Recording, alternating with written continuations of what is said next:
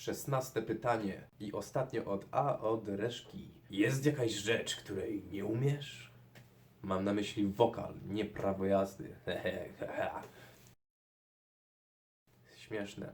No nie mam prawa jazdy, bo kurwa oblałem 2 razy egzamin praktyczny i się obraziłem na WORD w Poznaniu. Jeśli chodzi o wokal, są zdecydowanie rzeczy, których nie umiem. Myślę, że w przypadku każdej osoby na świecie, każdy z nas, a na pewno ja, mniej umie niż umie. Zawsze jest więcej rzeczy, których nie wiemy, nie rozumiemy, nie potrafimy, bez względu na to, jaka to by była dziedzina, bo zawsze jest coś do odkrycia i nie da się być we wszystkim dosłownie zajebistym. Nie da się. Więc jakiej ja rzeczy nie umiem, na przykład jeśli chodzi o wokal? No w ogóle za bardzo nie potrafię robić tunel throatów. Wiem, że to się opiera o coś dziwnego z językiem. Ale nie potrafię tego zrobić na zawołanie, muszę bardzo długo tego szukać i nie do końca satysfakcjonuje mnie rezultat. Czasami spontanicznie mi to wychodzi naprawdę fajnie, ale nie mam nad tym świadomej kontroli, więc tunnel throaty to jest coś, czego nie potrafię. Nie potrafię też idealnie nutka w nutkę czysto zaśpiewać utworu, jeśli nie widzę nut, bo nauczyłem się czytać nuty, nauczyłem się jednego nawet utworu klasycznego i śpiewania z nut i jeśli sobie to wryję do łba i te nuty i wszystkie dźwięki i jestem w stanie z pamięci zaśpiewać bardzo dokładnie, no to jestem w stanie to zrobić, ale jeśli na przykład uczę się utworu Stone Temple Pilots Plush i mam do dyspozycji tylko gitarowy tuner i wyizolowane ścieżki wokalu, to już ta trudność wzrasta. Chciałbym umieć robić to lepiej, żeby zajebiście czysto śpiewać i trafiać we wszystkie dźwięki, zawsze siedzieć w dobrej tonacji i po prostu robić czysty wokal na profesjonalnym poziomie. A jednak on mimo wszystko jest gdzieś tam z tyłu za growlem i za screamem. I tak naprawdę w sumie tyle mi się rzuca w uszy i w oczy. Pytanie numer 17. 47 Outbreak pyta: How long does it takes to unlock my fry screen? I znowu pytanie jest takie bardzo ogólne i moja odpowiedź też będzie raczej ogólna. Chyba że pan Outbreak będzie w stanie to sprecyzować. W sumie zapytałem go od razu, czy jest w stanie sprecyzować i nie odpowiedział mi na to. Może czeka na to Q&A już dłuższy czas w gruncie rzeczy. Tak czy inaczej, ile czasu potrzebuję na to, żeby odblokować mój fry screen? I odpowiedź jest bardzo prosta. To zależy. Zależy od tego, jakie masz doświadczenie łącznie z wokalem. Jak długo ćwiczysz, jak często ćwiczysz, czy masz jakieś napięcia w gardle, w żuchwie, języku, ustach, krtani, strunach głosowych, klatce piersiowej, ramionach, czy jesteś zesztywniały, czy może jesteś rozlany, a czy może wszystko jest w porządku. Jeśli wszystko jest bazowo w porządku, masz też podstawową świadomość emisji głosu na przyzwoitym poziomie, no to wtedy nauczysz się tego szybciej. Ostatnio ktoś mi napisał komentarz, że dzięki mojemu tutorialowi Follow Along Exercise for Fry Scream nauczył się fry screamu w tydzień. I myślę, o kurwa, mi to zajęło co najmniej pół roku i jeszcze dodatkowe potem pół roku, żeby być w stanie na przykład wykonać utwór z tym albo cokolwiek takiego, czyli rok, żeby to dobrze brzmiało i w ogóle. A tu ktoś pisze, że tydzień. Pewnie chodzi o taki podstawowy scream na jednym dźwięku, jednej wysokości i taki, no taka pojedyncza na przykład samogłoska albo coś takiego. Więc jak widać, na przykład komuś zajęło to tydzień. Rekordowo było chyba 5 osób, z którymi ćwiczyłem łącznie, które były w stanie nauczyć się fry screamu w około godzinę, 40 minut, godzinę, coś takiego. Ale to też było takie tricky dosyć, bo jak ćwiczyliśmy i wszystko szło tak po sznureczku, to tak, ten fry scream się pojawił, ale jak te osoby zostały same ze sobą i niekoniecznie też miały czas na to, żeby samodzielnie ćwiczyć i to rozwijać, no to już nie było tak kolorowo i ten fry scream znikał i trzeba było poświęcić kolejne dni i tygodnie na to, żeby go odzyskać i wstawić na właściwe tory, więc tak z reguły najczęściej, żeby odblokować fry scream potrzeba tak około 2-3 miesiące pod warunkiem, że gardło i cały aparat głosowy są wolne od niepotrzebnych napięć, które nie przytłaczają całego głosu, nie hamują go, nie blokują W takim przypadku 2-3 miesiące to jest wystarczający czas, jeśli ktoś też ma dobrą emisję głosu, do tego, żeby nauczyć się właśnie wykonać zdrowy, wygodny, dobrze brzmiący fry scream. I kolejne etapy to jest po prostu ćwiczenie poza pojedynczymi screamami, na przykład nie wiem, na A, na I, O i tak dalej. Łączenie tych samogłosek w sylaby, wykonywanie choćby spółgłosek, na przykład cały alfabet. Można też później robić słowa, kleić słowa w wersy, później całe wersy wykonywać, później całe zwrotki i całe utwory. Czyli taka najbardziej ogólna odpowiedź. W dobrych warunkach 2-3 miesiące. Pytanie 18 od Alex Jago. Pytanie trochę z innej beczki. Jak to się u Ciebie zaczęło z metalem? Poznałeś go poprzez znajomych i tym podobne? Jak to się stało, że zacząłeś rozwijać się wokalnie? Co Cię do tego popchnęło? Jakbyś miał jakieś anegdotki, historyjki związane z pytaniami, to chętnie posłucha. No i to jest generalnie temat na chyba oddzielny odcinek, jeśli w ogóle kogoś by to bardziej interesowało, bo jest dużo szczegółów, jak w każdej opowieści wygłaszanej przez starego człowieka. Więc jak to się zaczęło u Ciebie z metalem? Poznałeś go poprzez znajomych? Zdecydowanie tak. Pamiętam, jak w gimnazjum na informatyce z kumplami słuchaliśmy i oglądaliśmy parodię teledysków Behemoth z polskimi napisami. Informatykę, żeby było śmieszniej, prowadził nasz katecheta, więc on tam przez ramię nam zaglądał i klepał się w czoło, co my tam odpierdalamy, czego słuchamy. Ja nie słuchałem w ogóle za bardzo ciężkiej muzy wtedy, mówiłem na death metal, dead metal, na thrash metal mówiłem trash metal i ogólnie słyszałem opowieści o takim jednym Wojtku, który właśnie słucha tych thrash metali, jakichś grindcore'ów i dead metalu i to gra na perkusji.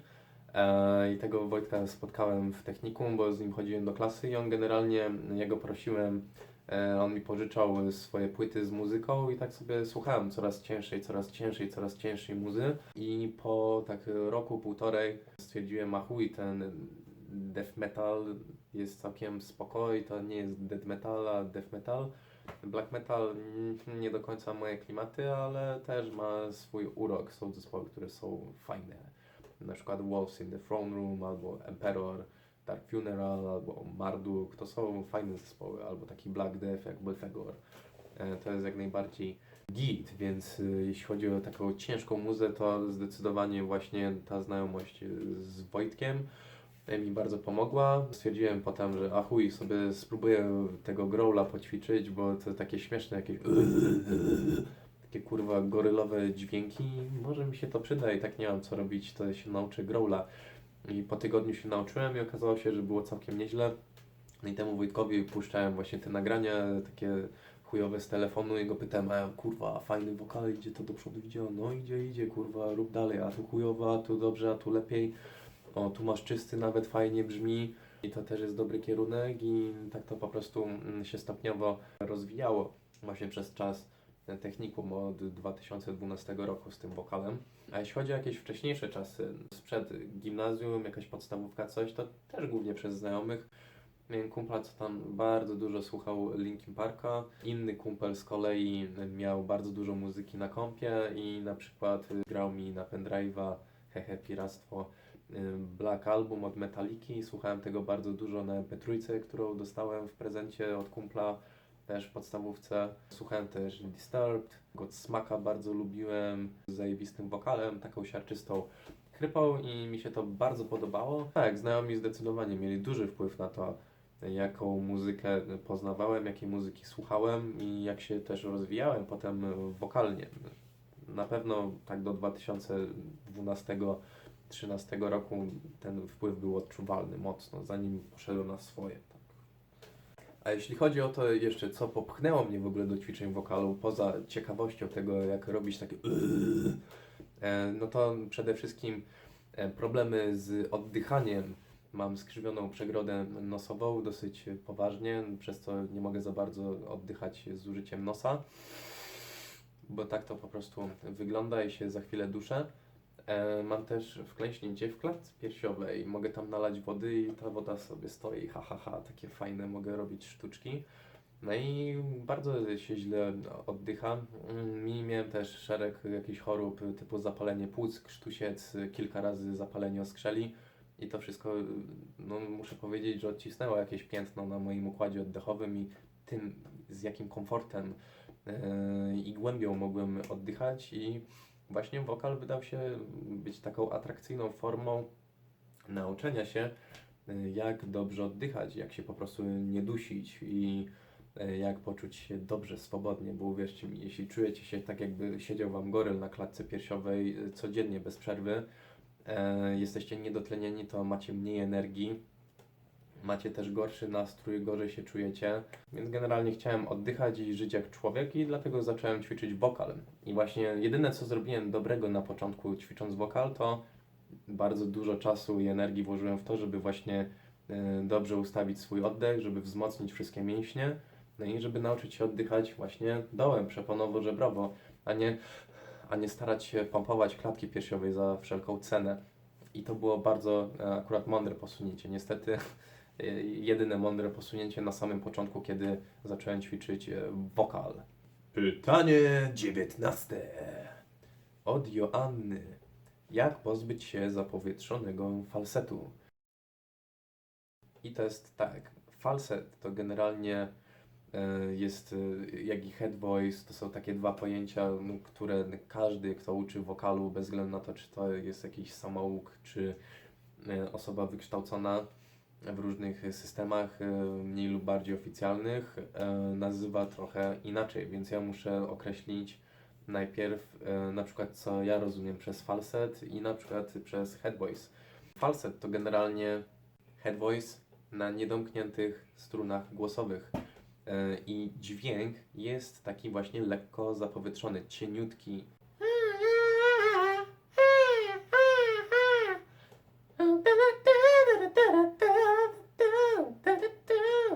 Taki Bee Geesowy jest ten wokal. Możemy też wzmocnić ten falset dodając lekkiej kompresji. Na przykład możemy go właśnie stwangować. Czyli coś takiego wykonać, ale to jest falset zapowietrzony. Właśnie taki, struny niedomknięte do końca. Head voice z kolei może mieć takie właśnie delikatne chóralne brzmienie, ale nie musi być właśnie z niedomkniętymi strunami. Może być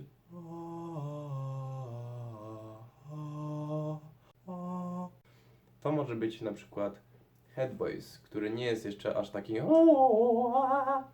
jak właśnie falset, czyli jak pozbyć się zapowietrzonego falsetu. Trzeba domknąć struny głosowe, po prostu, i nauczyć się śpiewać z rejestrem głowowym z domkniętymi strunami głosowymi, czyli bez wpadania we falset.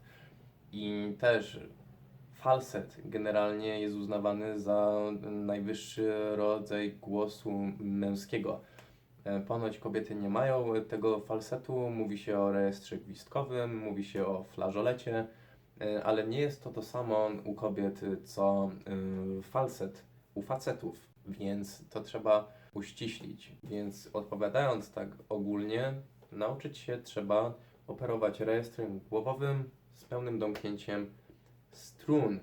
Może też być pomocna nauka mix voice'u, w którym też chce się zachować domknięcie strun głosowych i pełny głos, pełne brzmienie przez całą swoją rozpiętość głosu, również wtedy, kiedy posługujemy się bardziej rejestrem głowowym. I niekoniecznie musi to oznaczać, że w pewnym momencie struny głosowe nasze się otworzą i będziemy po prostu brzmieć w taki lekko karykaturalny sposób. To, co może pomóc, żeby właśnie utrzymać domknięcie strun głosowych, to podparcie, najbardziej podstawowa rzecz. Druga rzecz jest taka, żeby nauczyć się posługiwać górnymi rezonatorami, czyli choćby zatoki czołowe, punkt taki między brwiami, szczyt głowy, potylica, tu okolice skroni też, okolice nosa. I najprostsze, co można zrobić, to takie ćwiczenia, które zresztą z Joanną wykonywaliśmy, Nieraz to jest takie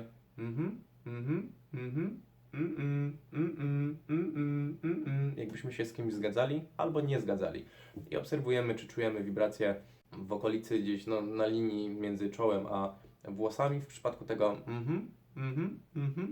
a w przypadku bardzo często ludzie odczuwają bardziej te wibracje w tej okolicy, w okolicy skroni. I to są też ćwiczenia, które odblokowują właśnie nam te górne rezonatory, pomagają nam śpiewać przy użyciu miksu. Można też wykonać takie ćwiczenie jak ble, ble, ble, ble, ble. Miękkie, zaokrąglone, takie ble. Jeśli w trakcie tego ćwiczenia czujecie wibracje w okolicy brwi na wysokości na przykład też czoła, to znaczy, że robicie to ćwiczenie dobrze. Nie chodzi tutaj o ble, ble, takie podejście z kompresją twarde, ani o ble, ble, o taką wybuchowość tego B na początku. To B ma być gładziusie, w ogóle całe ble ma być gładkie. Na przykład nie takie jak przed chwilą wykonałem, tylko ble, ble, ble. Chodzi o miękkość, dobre podparcie i brak niepotrzebnej kompresji czy przesterów na naszym głosie, no i oczywiście to, żeby ten dźwięk rezonował trochę wyżej. Kolejna rzecz, która pomaga unikać właśnie falsetu, czyli niedomknięcia strun głosowych, kiedy chcemy śpiewać na przykład wyżej, zazwyczaj wyżej, to jest wykorzystanie nosowości. Akurat tego tipa dał mi taki jeden Marko, śpiewak operowy, zajebisty gość, zajebisty nauczyciel. On akurat ze mną ćwiczył chrypkę, ale też był na tyle miły, życzliwy, pomocny, że za darmo zupełnie pokazał mi sposób, jak mogę rozwijać sobie skalę, więc też go Wam pokażę teraz w skróconej formie. Chodzi o to, że robimy brzydką mordę, tak zwany Angry Bird Face przez niego. I dźwięk zamiast tutaj zaśpiewać tak jakby z gardła, my go śpiewamy jakby przez nos.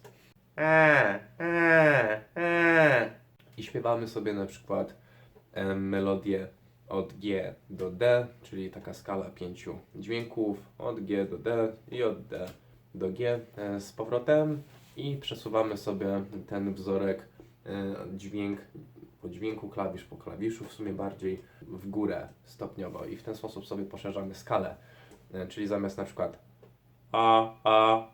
to jest bardziej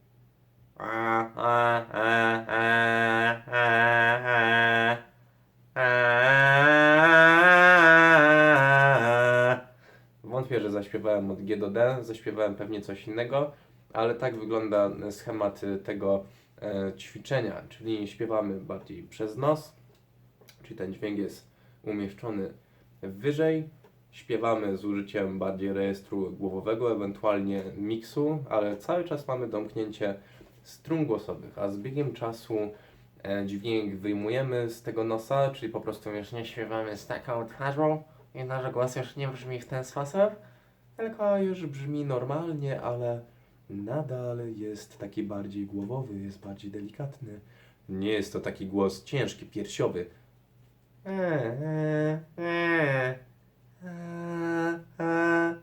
Ten głos jest właśnie taki miękki, delikatny i też rezonuje wyżej. Nie czuć go praktycznie w ogóle w gardle.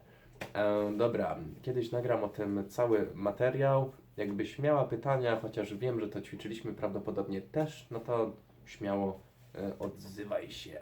Pytanie numer 20 od Pawła. Jak napierdalać spółgłoski? Spółgłoski to straszne kurwy, denerwują wszystkich wokalistów, no bo są po prostu wypełnione takim hałasem, na przykład spółgłoska k. K, k, k, k, k, k. Jest ona niezbyt taka wygodna, bo to k, k, k jest takie twarde, więc jak napierdalać spółgłoski? No najlepiej zacząć najpierw od samogłosek, później łączyć samogłoski w kombo, na przykład a, i, e, i, o, u, a, u, a, o, a, i, a, e i tego typu rzeczy, a dopiero potem zabrać się za spółgłoski, na przykład ćwiczenie alfabetu.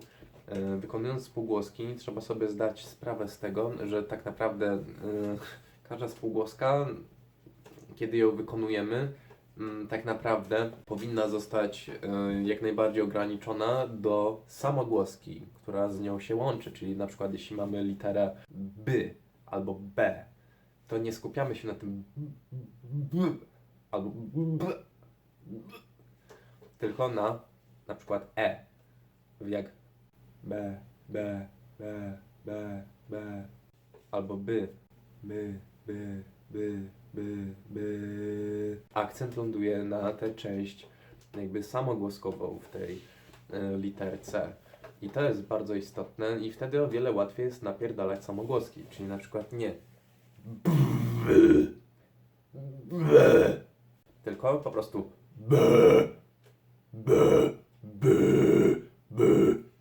i idzie o wiele łatwiej. I to samo działa też dla freescreamu. Pytanie 21 od Briano. Siema, mam pytanie, jak się nazywa twój zespół? Mój zespół to Wiszurda. Czasami zastanawiam się, czy to R ma być bardziej nieme, czy nie. Wiszurda, czy Wiszurda, tak twardo. Nie ma w sumie żadnych zasad. Jest to zespół Wiszurda. I tak naprawdę, jako ciekawostkę powiem Wam, że w oryginale, czyli w sanskrycie, powinno się to czytać jako Vishuddha, a to R dodałem specjalnie, żeby brzmiało drapieżniej i żeby było nas łatwiej znaleźć w wyszukiwarce, bo jeśli byście wpisali po prostu Vishuddha, to by wyszły Wam czakry, jakieś sprawy jogowe, medytacje i mnóstwo jest tego, po prostu byśmy tam zginęli, a jak jest Vishuddha, to można to przeczytać inaczej niż Vishuddha i nie brzmi jak wysiudać kogoś albo dać siura, nie wiem. Vishuddha, jest to wtedy takie twardsze, bardziej drapieżne. 22. Pytanie od Karola. Dlaczego się zdzieram na próbie, kiedy głośniej krzyczę? Siema, Sybielek Wokal i odpowiedź na pytanie, dlaczego boli, kiedy krzyczę? Bo robisz to kurwa źle! Karol w międzyczasie poszedł na badania do foniatry i niestety okazało się, że ma guzki na strunach głosowych i ma chorobę refluksową żołądka. Jest to bardzo nieciekawe kombo dla głosu, więc odpowiadając na to pytanie, no to właśnie dlatego prawdopodobnie się zdzierał, zwłaszcza przez te guzki. Natomiast zdzieranie się na próbach, kiedy się głośniej wykonuje wokal niż zwykle, dotyczy tak naprawdę nas wszystkich wokalistów, jacy istnieją, a zwłaszcza wokalistów rockowych i metalowych, którzy raczej nie mają często sprzętu za miliony dolarów, chyba że są metaliką i nie wszyscy idealnie się zdecydowani słyszymy. Jeśli słyszymy się nie do końca dobrze na próbach, to musimy, tak działa nasz instynkt, musimy przebić się przez ścianę dźwięku naszym głosem, czyli na przykład włożyć 150% wysiłku w to, co robimy normalnie, na przykład na poziomie 70% albo i 60%.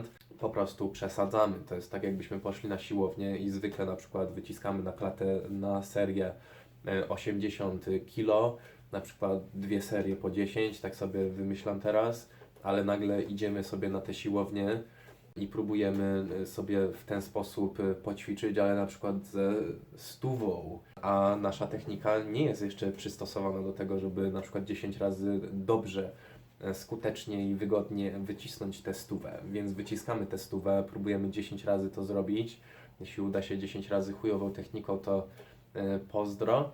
Na przykład dla kogoś takiego jak ja, co sobie 80 kg waży i tyle jest w stanie dźwignąć na klatę bez chodzenia na siłownię, no to wtedy ta technika nie będzie dobra, to nie będzie miało dobrego skutku. I tak podobnie to działa na próbach, kiedy po prostu przesadzamy z głośnością, żeby się przebić, przesadzamy też z wysiłkiem. Szybciej się męczymy, a jak się szybciej męczymy, szybciej nawet podparcie samo się nam zmęczy, nie będzie w stanie spełniać dobrze swojej funkcji, no to w tym momencie też większy ciężar spadnie na nasze gardło, nasze struny głosowe, cały aparat głosowy będzie przeciążony i wtedy będziemy się po prostu zdzierać. Swoją drogą właśnie też przekrzykiwanie się, przesadzanie z głośnością, takie chroniczne, że za każdym razem to po prostu robimy, że na przykład zamiast 50% za każdym razem robimy 100% głośności.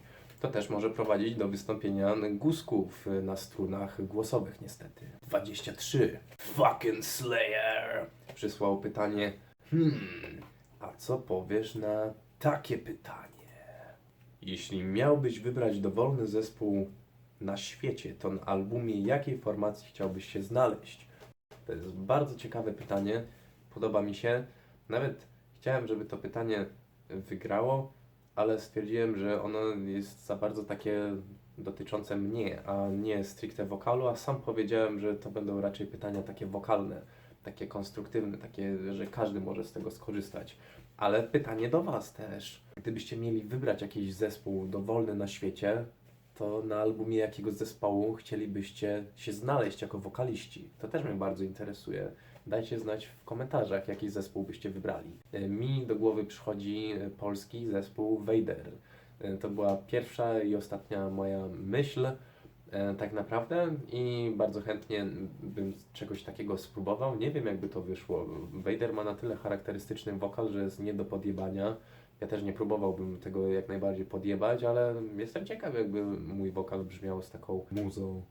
Pytanie 24. Od Mateusza z Gardło się zdziera. Kiedyś, gdy robiłem to regularnie, to nic nie czułem. Potem miałem długą przerwę i próby powrotu kończą się zjechanym gardłem. Próbowałem używać mniej powietrza, ale czuję wtedy inny rodzaj dyskomfortu, bólu i brzmi słabiej. False chord. Przynajmniej z tego, co mi wiadomo. W gruncie rzeczy teraz dopiero, po wielu miesiącach, zdałem sobie sprawę, że to nawet nie jest pytanie. Jest też dosyć ogólne. Natomiast postaram się pomóc. Jeśli nie słyszę konkretnego nagrania, wykonania, to nie jestem w stanie powiedzieć, co konkretnie jest nie tak. Jeśli gardło się zdziera i jeśli robiłeś regularnie wokal i było wygodnie, to znaczy, że popełniłeś taki klasyczny błąd, że po przerwie chciałeś wrócić do aktywności wokalnej na obrotach sprzed przerwy. Jest to do końca niemożliwe, żeby zrobić to tak skokowo i natychmiastowo.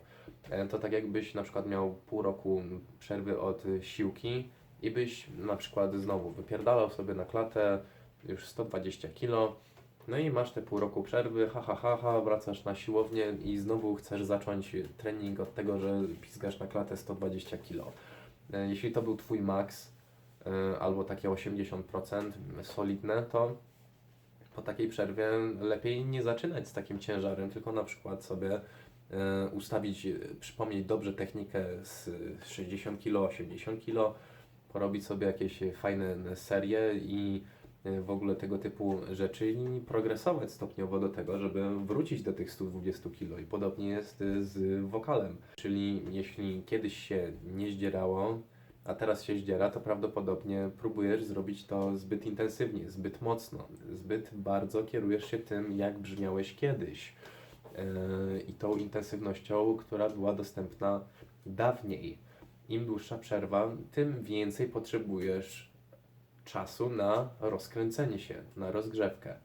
I tak jak już mówiłem w przypadku poprzedniego, któregoś z pierwszych pytań, bardzo istotne jest to, żeby to stopniowo wszystko rozwijać. Czyli w przypadku false chordu istotna jest bardzo wydolność mięśni oddechowych, bardzo dobre podparcie, brak niepotrzebnych napięć w obrębie naszego aparatu głosowego, czyli po prostu otwarte gardło, dobre podparcie, dobra kontrola oddechu, a dopiero kolejnym etapem jest placement dla false chordu, czyli to miejsce właśnie nad krtanią, czyli od samego początku trzeba zacząć z ćwiczeniami oddechowymi, z wzmocnieniem, przyzwyczajeniem mięśni do tej dawnej aktywności, potem ustawienie głosu. To jest najprostszy sposób, żeby w przypadku growla i false chordu sobie otworzyć, rozluźnić gardło, właśnie ziewanie i taki rozziewany dźwięk. Kolejny etap, jest mnóstwo tych ćwiczeń, dobra rozgrzewka melodyjnego wokalu, o to po prostu chodzi. Kolejna rzecz to właśnie ten placement. Wróć do podstawowych ćwiczeń na false chord. Znajdź to wygodne, dobre miejsce i sobie od tego miejsca, jako na dobrym fundamencie, buduj intensywność i objętość tego false chordu i dbaj o to, żeby to było wygodne. Jeśli używasz mniej powietrza i jest jeszcze gorzej, to znaczy, że tego powietrza używasz zbyt mało. Zbyt mało powietrza sprzyja temu, żeby się zaciskać. Na przykład teraz zrobię wydech. Wcale to nie brzmi dobrze, jest bardzo niewygodne. A jak wezmę normalny wdech, taki zwykły, podstawowy, lekko zapowietrzony growl może nie brzmi jakoś imponująco, ale jest wystarczająco dobry, żeby z nim po prostu zacząć i ruszyć dalej. Pytanie 25 od Julii. Jak poszerzyć swoją skalę głosu w dół? I to jest bardzo ciekawe pytanie. I też jest to takie trochę tricky. Jak najprościej poszerzyć swoją skalę w dół, no to polecam nauczyć się tak zwanego subharmonic singing. Jestem w tym specjalistą, sam się tego chcę nauczyć. Korzystam z tego, ale na takim poziomie bardzo instynktownym i intuicyjnym. No i trochę rozumiem, na czym to polega. Po prostu tworzymy tak zwany undertone pod naszym prawdziwym głosem, czyli na przykład śpiewam C3, ale właśnie stwarzam z użyciem strun rzekomych i vocal fry'a ten undertone i mój głos brzmi jakby był o oktawę niżej. I w ten sposób ludzie są w stanie wykręcić bardzo, bardzo niskie dźwięki. Ja generalnie używam vocal fry'a do tego, żeby śpiewać bardzo nisko. Oczywiście w połączeniu z czystym dźwiękiem to tworzy taki subharmonik dla ubogich, natomiast nie jest to pełny subharmonik. I też jestem w stanie zejść bardzo nisko, na przykład do E1, do F1, nie sprawia mi to większych problemów, zwłaszcza jeśli gram na pianinie albo ktoś gra mi na pianinie, to jestem w stanie bardzo zgrabnie, zwłaszcza w dobry dzień, kiedy nie jestem chory i nie chcę wyżygać płuc, to jestem w stanie takie bardzo niskie dźwięki zaśpiewać. I to, co ja robię, to jest po prostu vocal fry.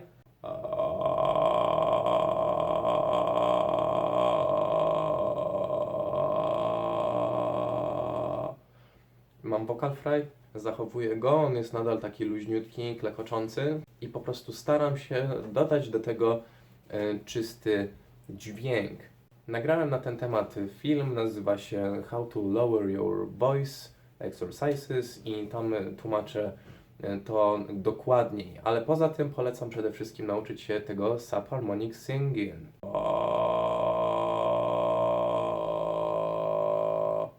Pytanie 26. Znowu Briano. Jak reagują znajomi i rodzina na to, czym się zajmujesz? Plus rówieśnicy.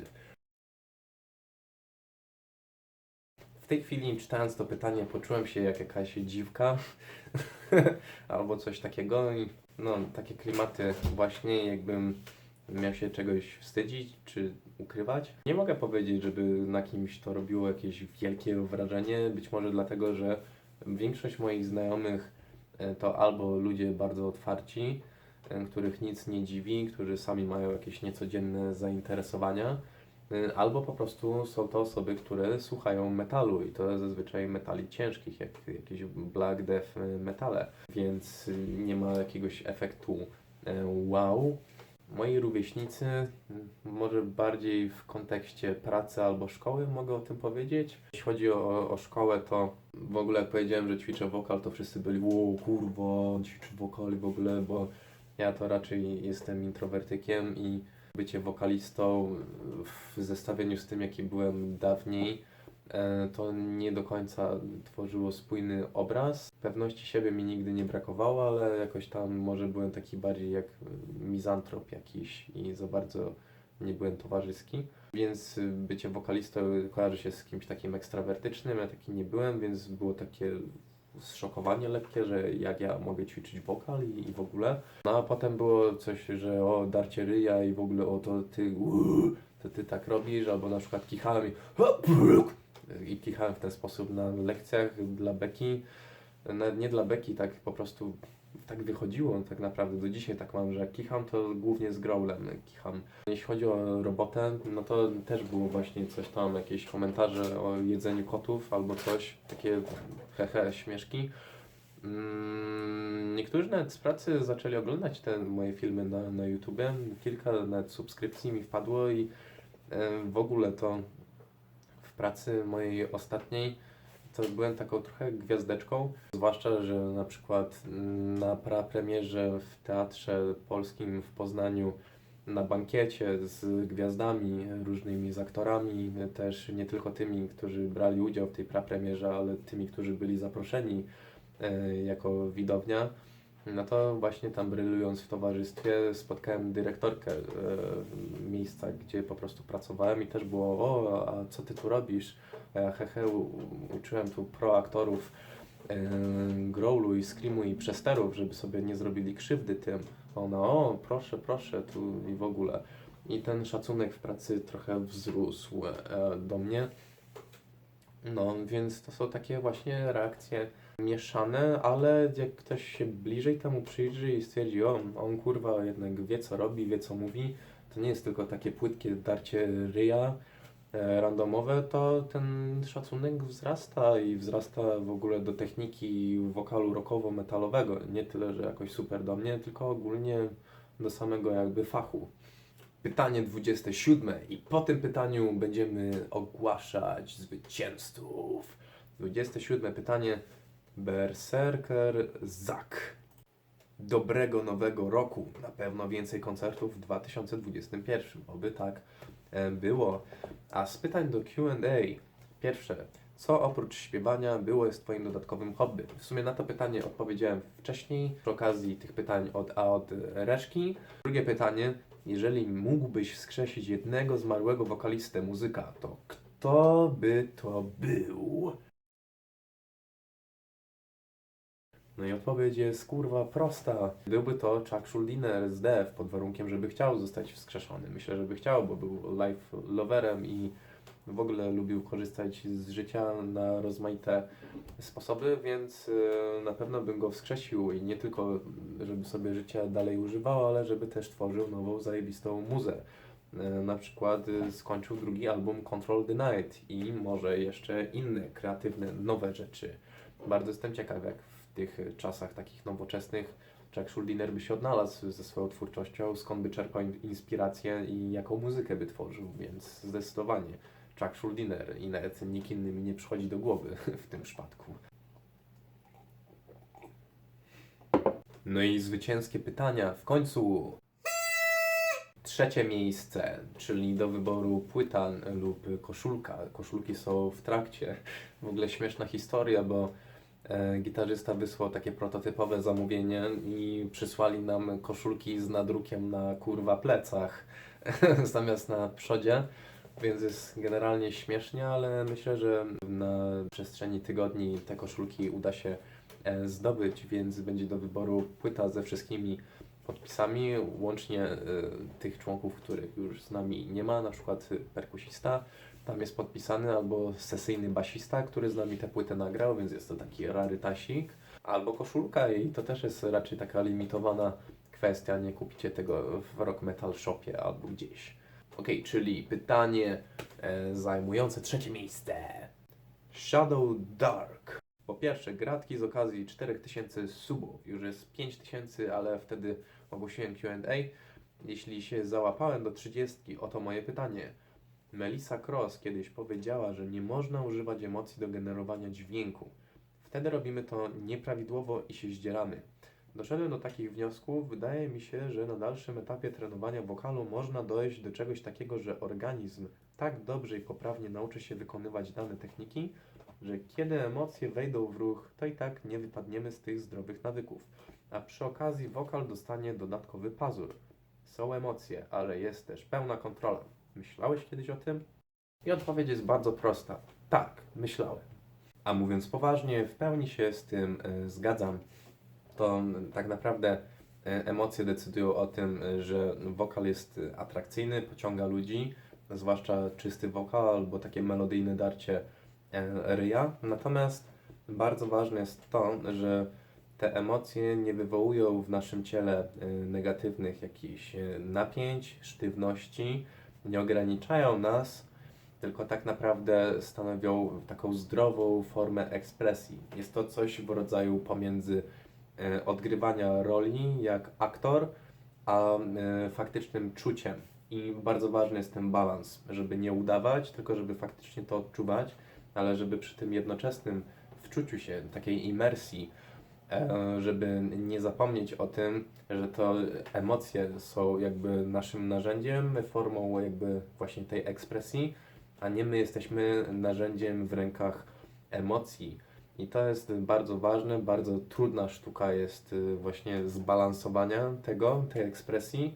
Dlatego tak niewielu wokalistów jest w stanie zabrać nas w jakąś autentyczną podróż i robić to też w taki sposób, że nie szkodzą swojemu głosowi i jednocześnie świetnie się ich słucha, bo są tacy właśnie autentyczni. No i oczywiście dobra technika pomaga nam w tym, żeby bez względu na okoliczności, na przykład bez względu na to, czy jesteśmy chorzy, tak jak ja teraz jestem chory i czuję, że mój głos już zaczyna słabnąć, ale dzisiaj 5 godzin spokojnie zrobiłem aktywności wokalnej, więc nic dziwnego, że w takim stanie też już zaczynam odczuwać coraz większe zmęczenie. Tak czy inaczej, ta dobra technika, bez względu na okoliczności, czy to jest studio, koncert, sala prób, choroba, zdrowie, zmęczenie, wyspanie, niewyspanie, głód, cokolwiek takiego, to ta dobra technika równoważy i niweluje wszelkie jakieś tam zewnętrzne, wewnętrzne czynniki, które mogłyby nasz głos ciągnąć w dół. To dobra technika to po prostu przeciwważy. Dobra technika też pomaga nam w tym, żeby odpowiednio dozować ten pazur w naszym głosie i pracować odpowiednio emocjami. To jest bardzo dobre pytanie, takie w sumie stwierdzenie i zapytanie, czy podzielam te poglądy i niewiele mam tu tak naprawdę do dodania. Pytanie, które zajęło drugie miejsce od fucking Slayer. Ło, pierwszy z 1,5-godzinnym opóźnieniem, przynajmniej na ETH. Pytanie jest takie, czy żeby najefektowniej przechodzić gładko z niskich i wysokich rejestrów, trzeba opanować dobrze false chord i fry jednocześnie. Przykładowo jeden wers na false chord, a drugi fryem. Czy lepiej jest bazować na jednej technice i czy to właściwie byłoby konieczne? U mnie przechodzenie z niskiego growla do high screamu na gardłowym fryu nie sprawia problemu, ale ciekawiło mnie to po tym, jak zajebałeś Infant Annihilator. Ale Donald zrobił to wcale nie gorzej, rośnie ci godny rywal wokalny. XD. Czyli jeszcze raz, podsumowanie tego rozległego pytania. Czy żeby przechodzić gładko pomiędzy niskimi na przykład growlami i wysokimi screamami trzeba opanować gładkie przechodzenie między techniką false chord a fry scream, czy lepiej w takich momentach trzymać się tylko jednej techniki, na przykład albo false chordu, albo fry screamu? I tutaj odpowiedź znowu brzmi, to zależy. Wykonanie najpierw false chordu, a potem fry screamu jest dosyć wymagające koordynacyjnie, bo to są trochę inne mechanizmy, na przykład false chord nie domyka za bardzo strun głosowych, a fry scream raczej je domyka, więc może to rodzić pewien konflikt i trudność, natomiast można się tego na pewno nauczyć, chociaż na pewno łatwiej jest zdecydowanie oscylować wokół jednej techniki, czyli jeśli jesteś bardziej fry screamowy, to może być Ci łatwiej po prostu zrobić niski fry.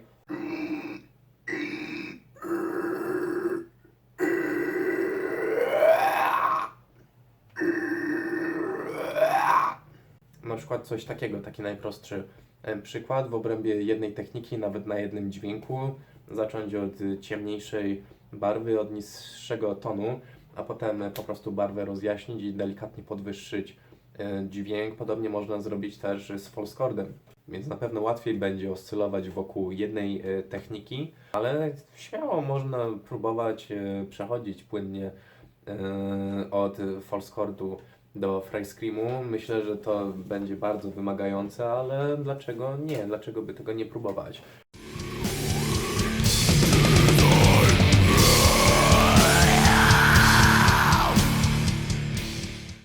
Można też generalnie wykonać technikę fry z użyciem strun głosowych fałszywych. Jest to coraz bardziej popularna metoda, też bardzo dużo czasu poświęcam na to, żeby się tego uczyć.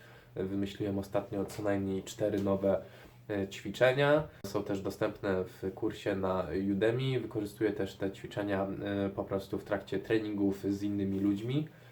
I muszę przyznać, że efekty są co najmniej dobre, zarówno do Screamu, jak i takich growli. Growl to będzie bardziej coś a la Whitechapel, na Screamy to takie bardziej Children of Bodom albo ostatni album Death, jakieś nowsze In Flames, Killswitch Engage, tego typu klimaty, więc najłatwiej chyba z tego wszystkiego byłoby korzystać właśnie z tego Fry Screamu używającego strun rzekomych, bo wtedy na dole naszej skali Screamu i Growla będziemy używać więcej tych strun fałszywych, a na górze będzie więcej tego tradycyjnego Frya w tej mieszance, czyli te proporcje będą trochę się zmieniać na korzyść tych fałszywych strun albo po prostu mechanizmu tradycyjnego Frya, który bardziej opiera się o te struny nasze prawdziwe. Ale też może być to jak najbardziej optymalne rozwiązanie.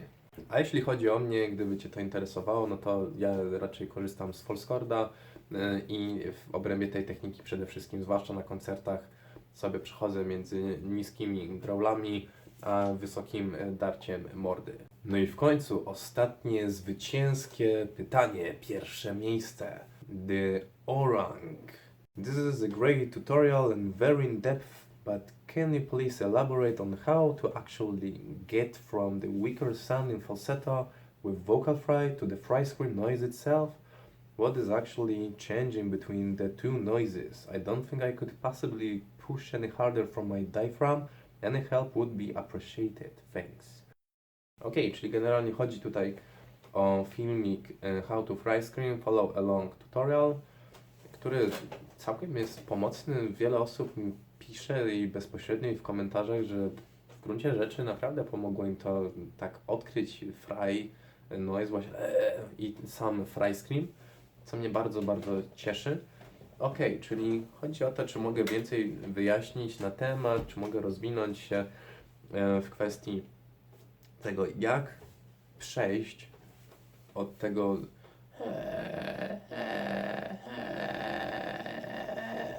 niby takiego falsetto vocal fry'a do fry noise'u, czyli jak do tego dojść. Co się w gruncie rzeczy zmienia pomiędzy tymi dwoma hałasami. No i właśnie pisze Orang, że już nie ma za bardzo możliwości wypchnąć tego bardziej z przepony. No i te push from diaphragm to jest też takie kolokwialne bardzo określenie. I zacznę od tego przede wszystkim. Nie będziemy pchać w sumie nigdy wokalu, bo to brzmi w ten sposób. Następuje totalne zablokowanie naszego głosu, jeśli naprawdę chcemy wypchnąć cokolwiek z przepony. Na pewno się pracuje podparcie, na pewno ta przepona jakoś się kompresuje, na pewno napinamy splot słoneczny, ale nie przypomina to przesadnie jakiegoś pchania. Chyba że określenie pchanie komuś naprawdę pomaga, no to może z tego korzystać, ale dla mnie pchanie kojarzy się z czymś forsownym, więc nie promuję tego określenia. Nadmiar napięcia, które idzie od mięśni głębokich i od przepony, mięśni między żebrami i tak dalej, może spowodować właśnie zablokowanie naszego głosu, tak jak to pokazałem na początku, mówiąc właśnie o tym pchaniu z przepony, kurwa. Teraz też pcham z przepony i się zajebiście mocno ściskam. Trochę sobie zdarłem nawet teraz gardło, co słychać. I w żaden sposób to nie pomaga. Czyli trzeba zrównoważyć to, ile wysiłku wkładamy również w samo podparcie. Zbyt mało podparcia będzie owocować tym, że nasz głos będzie bardziej osłabiony. Jeśli śpiewamy wysoko, to trudniej będzie nam domknąć struny głosowe. Będziemy się też prawdopodobnie bardziej męczyć i zdzierać. A jeśli chodzi o nadmiar energii, no to tak jak już mówiłem, blokujemy głos, jeśli będziemy na siłę chcieli taki zblokowany głos przepchać przez krtań, przez gardło, przez trakt głosowy, no to będziemy po prostu tym bardziej się zdzierać i męczyć całe nasze ciało. Dlatego tak ważny jest balans w tym, żeby korzystać z podparcia we wystarczający sposób, ale jednocześnie z pewnym umiarem, żeby zawsze mieć zapas, rezerwę w tym, ile tej siły używamy. I naprawdę 50% w większości przypadków to jest wystarczające, zarówno do Falscorda, jak i Fry Screamu i darcia mordy. Z rzadka może być to 70-80%, ale broń Boże 100%. No a teraz konkretnie zajmiemy się rdzeniem tego pytania, czyli jaka jest różnica między tym delikatnym, słabym a, a tym fry noisem.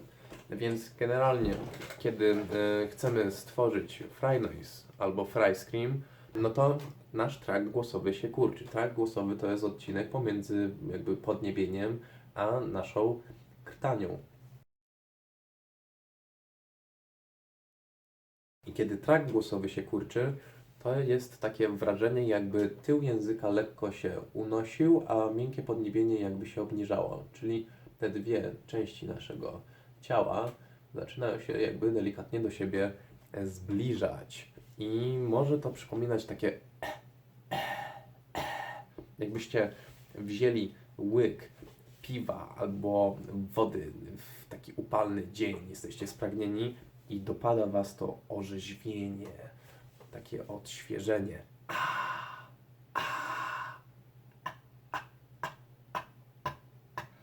Albo takie delikatne pokasływanie też możecie spróbować i obserwujcie przy tym, jak to robicie, te ruchy właśnie tam bliżej tyłu gardła, tył języka, miękkie podniebienie. Obserwujcie, czy to właśnie tak się delikatnie zbliża. Nawet trochę źle pokazałem, bo pokazałem, że to się ze sobą jakby dociska. To się nie dociska, to się nie dotyka. Zawsze ta przestrzeń jest otwarta, nawet jeśli jest jej troszkę mniej. Więc macie do wyboru na przykład takie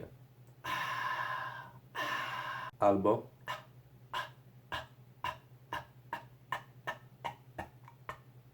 i generalnie coś takiego właśnie dzieje się wtedy, kiedy przetwarzamy na przykład vocal fry na fry noise, albo kiedy po prostu chcemy od razu wydobyć fry noise, albo nawet sam fry scream. Trakt głosowy się kurczy, struny głosowe bardzo delikatnie się odmykają, bardzo delikatnie i pojawia się trochę więcej powietrza. Właśnie takie jest w tle. Słyszycie w tle to powietrze?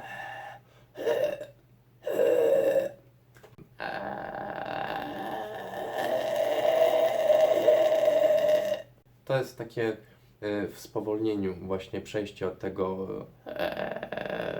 tego falsetto vocal fry'a do fry noise'u. Co jest jeszcze istotne, to to, że jak już zaczynamy uzyskiwać właśnie to też trzeba dodać więcej podparcia. Czyli mamy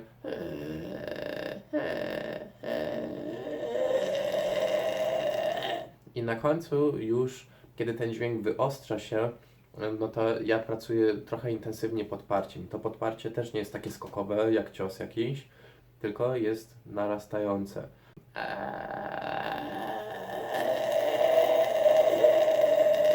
Jeśli chodzi o to pytanie, właśnie to pierwsze miejsce oczywiście zostaje nagrodzone darmowym dostępem dożywotnim oczywiście do kursu na Udemy Ultimate Extreme Vocals Course. Mamy też jeszcze jedno bonusowe pytanie i jest to pytanie od Marcello. 31 pytanie.